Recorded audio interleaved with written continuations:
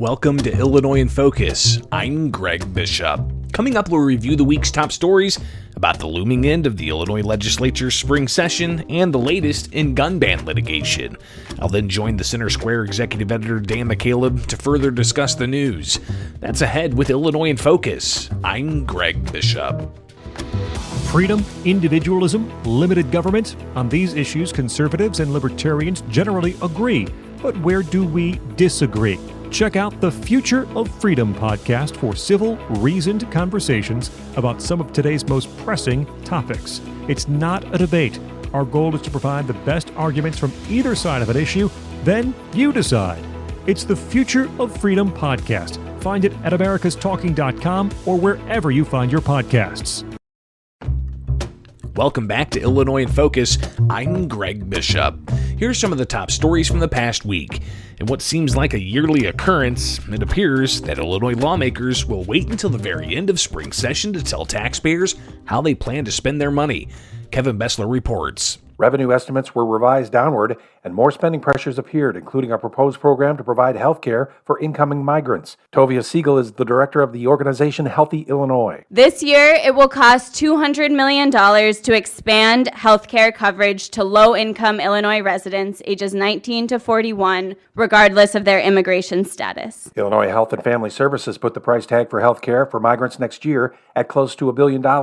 State Representative Joe Sosnowski says the needs of Illinoisans should be addressed in the state budget. We just can't prioritize non-residents of Illinois when you've got so many costs for our current residents and infrastructure, schools, et cetera, that have pressing needs. Governor J.B. Pritzker's budget proposal includes nearly $50 billion in state spending and increasing the state's permanent spending by $3 billion. I'm Kevin Bessler.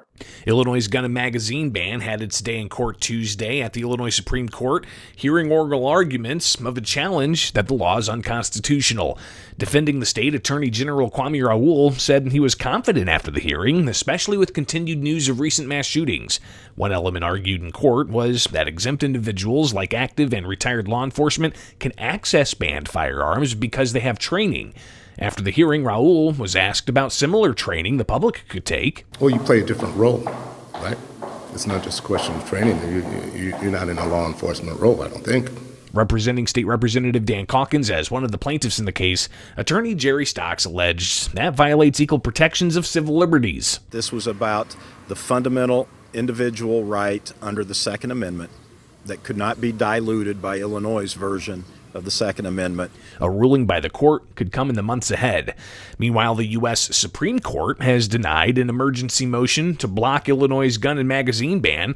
The motion comes from plaintiffs in a challenge to Naperville's gun ban. The lawsuit was amended earlier this year to include the state ban. A federal judge from the Northern District sided with Naperville and the state in February. On appeal of the Seventh Circuit, the plaintiffs lost a bid for a preliminary injunction pending appeal. They then asked the U.S. Supreme Court Justice Amy Coney Barrett to issue an emergency injunction while the case plays out. Plaintiffs said they're experiencing irreparable harm.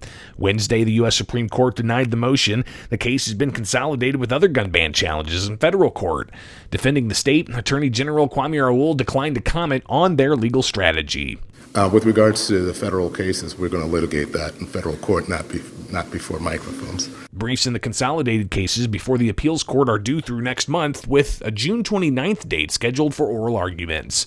Those are the top stories from the past week from Illinois. Find more online at americastalking.com. Coming up for Illinois in Focus, I'll join the Center Square executive editor, Dan McCaleb. This is Illinois in Focus, a production of America's Talking Network. I'm Greg Bishop. Between the Consumer Price Index, inflation, and job reports, it feels like you need a PhD in economics to fully understand the economic news happening around us every day. That's why you need the Everyday Economics Podcast. Join host Chris Krug and economist Dr. Orphe Devungi as they help you understand the economic world happening around you every day. Listen to the Everyday Economics Podcast at americastalking.com or wherever you get your podcast. Greetings and welcome to Illinois in Focus, powered by the Center Square. I'm Dan McCaleb, executive editor of the Center Square Newswire service. Joining me again today is Greg Bishop, our Illinois Capitol Bureau's senior reporter and editor. How are you, Greg? Dan, it's another day in the capital city here in Illinois, where there's a lot of uncertainty heading into a weekend that could possibly turn into a working weekend. Right. Well, I was just going to touch on that, Greg. We are recording this on Thursday, May 18th. The 2023 legislative session is supposed to conclude Friday, May 18th. So tomorrow, from when we're recording this, we have yet to even see a budget bill that establishes spending priorities for the next fiscal year, which begins July 1st. The Democratic-run House and Senate seem to always wait for the final week of session to drop a budget, Greg. But this seems extremely late in the process, even for this legislature. What's going on? So we've got an interesting year. The past 2 years actually have been a little bit of a deviation from at least what I've seen in the past 9 or 10 years following the Illinois Statehouse. Their spring session would typically go through May 31st, and it would end on the Memorial Day holiday. And we've seen that on a regular basis. But last year they had the session end in early April. This year they decided to end session May 19th. And here we are on the eve of the scheduled adjournment date. And there's speculation that this thing could possibly go into overtime into possibly even early next week, because they schedule adjournment. And then that's when they have the goal of getting everything they need to get done before going home for the summer, and then coming back in the fall for what's traditionally known as fall veto session. But the May 19th date, it's literally tomorrow. Here we are recording Thursday, and we don't have any idea on the budget bills or the budget implementation bills. These bills are considered to be the top priority for the state legislature every year, because the legislature has to approve a spending plan for Governor J.B. Pritzker to execute, which starts July 1st. So we're right up upon that deadline. We have not seen the budget documentation. It could come later on this evening, or it could possibly surface early Friday. But the procedural process of getting this passed, some see that they're probably going to have to go into overtime because they don't have enough time to take a bill, strip it, replace it, and then move it from one chamber to the next, and then onto the governor's desk. So there's a lot of uncertainty right now, but that doesn't mean they're not busy, Dan. They've been passing all kinds of legislation. I get it, Greg, but when it comes to the budget, I mean, these budget bills are traditionally thousands of pages long. We're facing, now, as you said, we're likely or possibly going into overtime. They're supposed to finish at 11:59 tomorrow. Even if they drop a budget while we're speaking right now, which is Thursday afternoon. And entirely possible. Yeah. Who's going to be able to read the budget to know what's in the spending plan to actually think that they're qualified to vote on the spending plan? And that's a big concern that taxpayers have. Is taxpayers are practically the last people to find out how their money's going to be spent. You've got the late night, backroom, closed door meetings to have members of the Democratic Party propose what kind of pet projects they want back in their district to bring money back to the district for infrastructure or for nonprofit grants or a variety of other things. So there's a lot of that surely happening right now. There's also a lot of different, protocols within how money is spent and how money is collected. And that's what the budget implementation bill is. So while we're waiting to see the possibly thousands of pages of line by line, how much money is going to go to state police, how much money is going to go to the pensions, how much money is going to go to public schools, how much money is going to go back to local municipalities through the local government distributive fund, how much money is going to, the prison system, all of these different things, we're going to be seeing how much that budget's going to spend. But it's the budget implementation bill where there's going to be some interesting things that could possibly lead to, say, grant dollars for test taking, or even something that could drive a major cost for taxpayers, possibly expanding what the state subsidizes for undocumented migrant health care. And we've talked about this in the context of the overall spending because the projections are the policy Illinois has in place right now for subsidizing qualified undocumented individuals over the age of 42. The audits suggest that there could be $1 billion+ cost in the fiscal year that starts July 1st. So you've got that major pressure, but the budget implementation bill could possibly change that program to even lower it down to the age of 19. There's advocates at the Statehouse suggesting that's just going to be a $200 million increase in spending, and saying that it's important that everybody gets health care regardless of their immigration status. But with the recent news that revenues are declining in April compared to April of last year, that suggests that we have a slowdown in the economy on the way.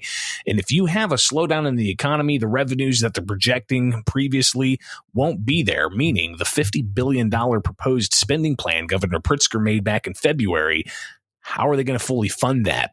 Are they going to have any of the surpluses that Pritzker said he could make in the budget? And how is the undocumented migrant health care going to divert some dollars away from other priorities in state spending? So these are all things that lawmakers are currently hashing out, and we'll see if they can get it done by the end of business Friday. Total speculation on my part, Greg, but do you think those April revenue numbers where year over year tax revenue declined by $1.8 billion with a B, $billion year over year, that's got lawmakers maybe scrambling and rewriting their budget? Very likely, because I think the last thing anybody wants is for a budget to come out and it to be glaringly unbalanced. Illinois does have, a history of passing budgets and saying that they're balanced, and then at the end of the year, it doesn't always come out to be the case. So this is, there's a lot of, I'm sure, scribbling on the back of napkins, spreadsheets flying out the printer, all kinds of conversations happening in their offices with lobbyists, with organizations looking for taxpayer dollars for school districts and municipalities, and even, surely there are businesses out there looking to try to get some grant dollars or possibly even some tax credits. There's a lot of moving pieces in this budget. It begs the question of why not start working on these things, at least in the public format, even way back in February and March. They do have budget hearings, but they don't necessarily put lines in the sand, so to speak, of this is what we're going to plan on doing and stick to it. Right. You mentioned too the migrant costs. Of course, that has to do for healthcare, already almost at $1 billion. If they lower the age threshold for who would be eligible for Medicaid, that could possibly go up by another $200 million. That's just what the advocates say the estimated cost of that program would be.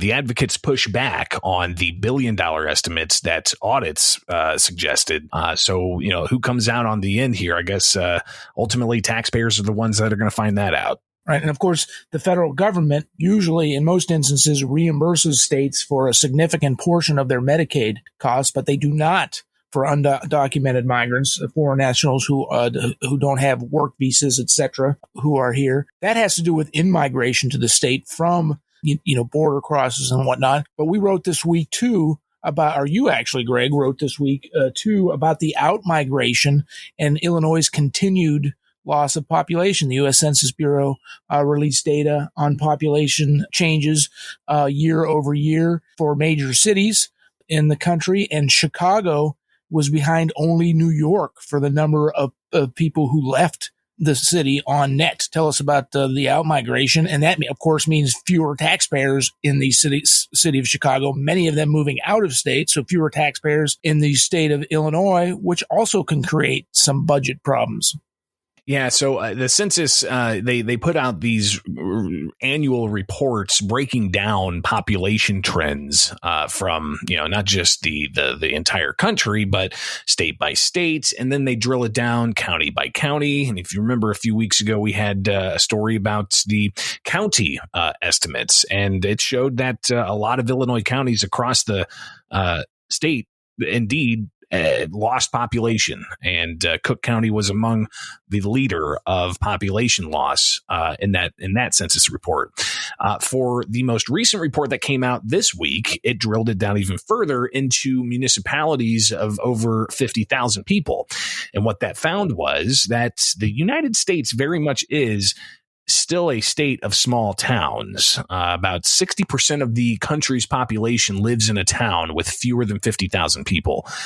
So that's an interesting, macro view of the census report here.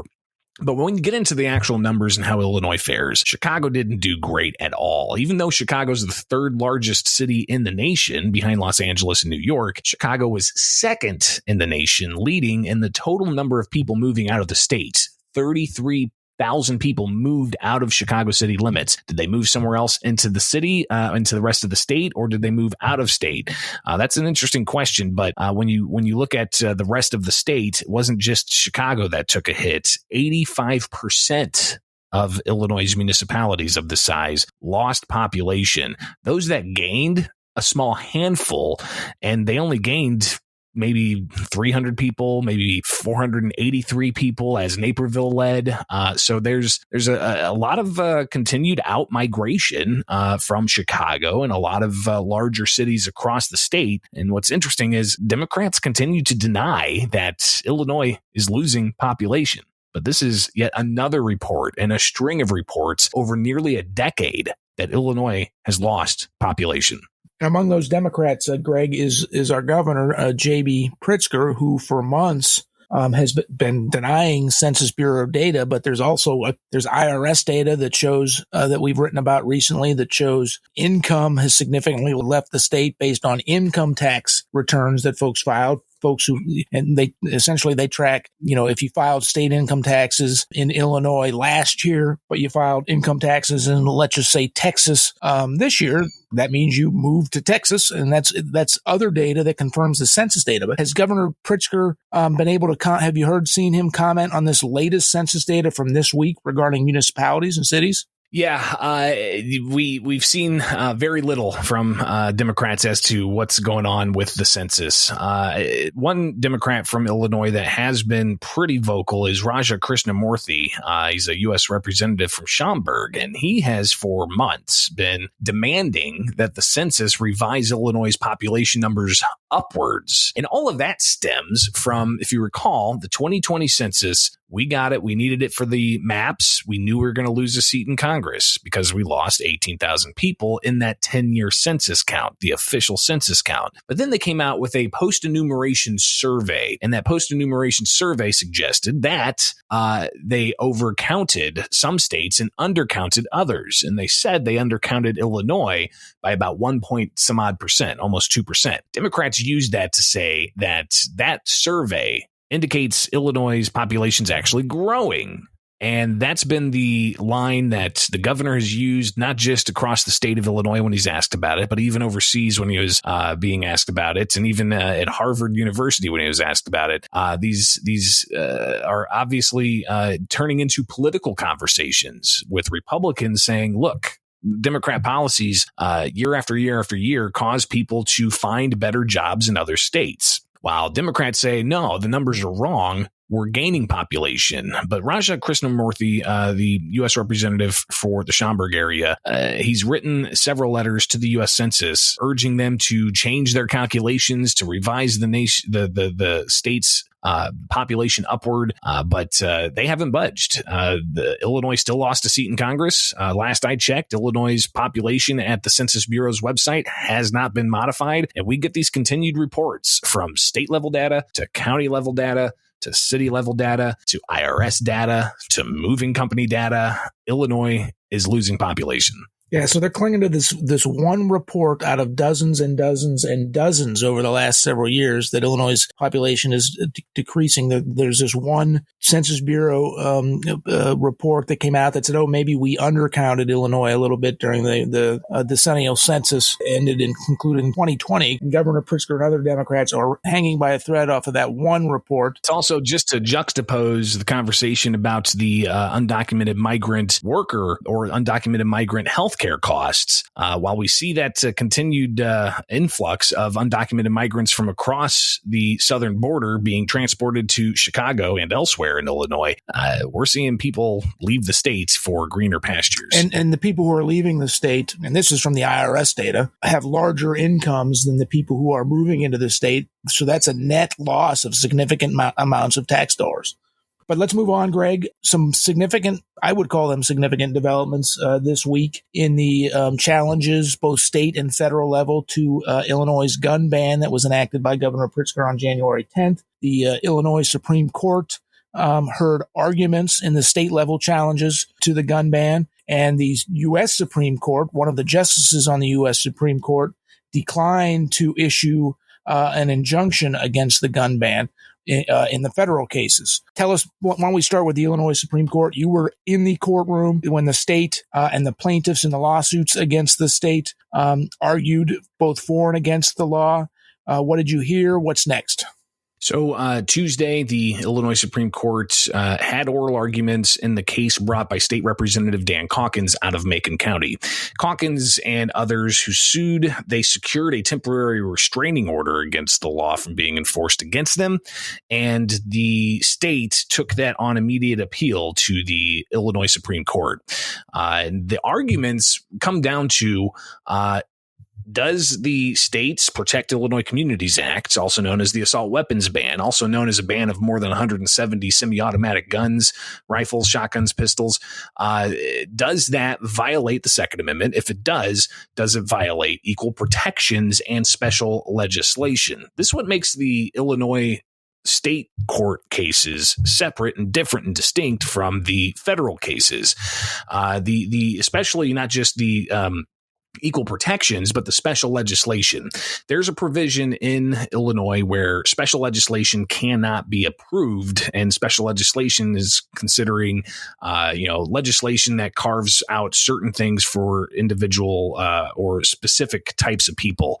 It's a little bit more, you can get into the legalese of that. That's the gist. Very similar to equal protections, but Illinois has that provision. So that's the argument that they heard in the Illinois Supreme Court. Justices took no time in asking the defendant questions when the state's Attorney General's office was in front of the justices, and they took no time whatsoever to get right into the arguments with Jerry Stocks, who's the attorney representing Dan Calkins. And then Stocks had to defend that this is indeed first about the Second Amendment and then can get into these special legislation arguments. So the court took it all under advisement, and really fascinating to kind of go even deeper, not just from the arguments about the law, but also still questions about judicial integrity at the Illinois Supreme Court, because two of the justices who were on the bench during that hearing, when they were candidates in 2022, they each took $1 million from Governor J.B. Pritzker and six-figure donations from House Speaker Emanuel Chris Welch, two lead defendants in this case. And that raised questions about judicial integrity and perceived conflicts of interest. If you talk to any observers, they say even the perception of a conflict is enough to diminish the integrity of a court. So Stocks actually officially filed a motion to have these two justices recuse themselves. They denied that. That happened back in April. But here we are now with the oral arguments underway and the court taking the case under advisement. Greg, as usual, thank you for your insight into these very important topics for Illinois taxpayers. But that's all the time we have on Illinois in Focus this week. Our listeners can keep up with all of these developing stories at thecentersquare.com. For Greg Bishop, I'm Dan McCaleb. Please subscribe, and thank you for listening.